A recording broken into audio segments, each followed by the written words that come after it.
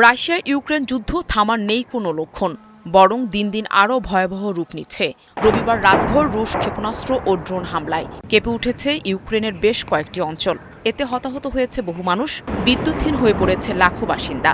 শুধু তাই নয়, কিয়েভের ঐতিহাসিক ও ধর্মীয়ভাবে গুরুত্বপূর্ণ ডরমিশন ক্যাথেড্রালে আঘাত হানায় আগুনে ক্ষতিগ্রস্ত হয়েছে শত বছরের পুরনো স্থাপনা।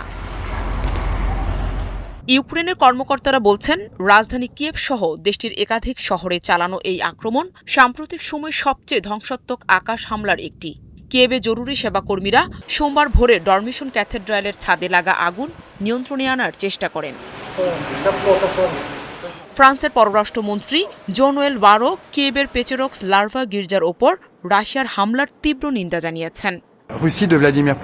এই হামলা প্যারিসের নটর ডেম ক্যাথেড্রাল বা সেন্ট ডেনিসের বেসিলিকায় বোমা হামলার সমতুল্য এবং এটি সম্পূর্ণ অগ্রহণযোগ্য।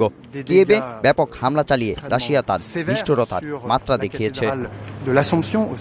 এদিকে গির্জার মহাপরিচালক জানান, রুশ ড্রোন সরাসরি ক্যাথেড্রালের ছাদে আঘাত হানায় ৮০০ বর্গ কিলোমিটার এলাকা আগুনে পুড়ে যায়। দিনিপ্রো নদীর তীরে অবস্থিত কিয়েভ পেচেরক্স গির্জা পূর্ব ইউরোপের অন্যতম গুরুত্বপূর্ণ ধর্মীয় স্থাপনা।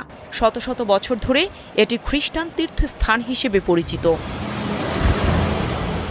অপরদিকে ইউক্রেনের সংস্কৃতি মন্ত্রণালয় জানিয়েছে, হামলায় কাছের অলেকজান্ডার দোভজেন্স্কো জাতীয় চলচ্চিত্র স্টুডিও ব্যাপক ক্ষতিগ্রস্ত হয়েছে।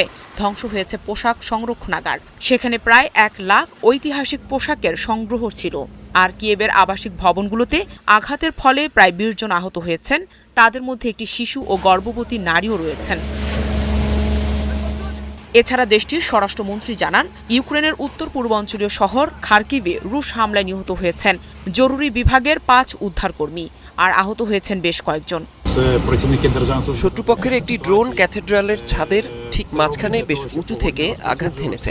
আমরা উদ্ধারের চেষ্টা করছি, আগুন যাতে ছড়িয়ে না পড়ে সেজন্য কাজ করছে জরুরি উদ্ধারকারী দল।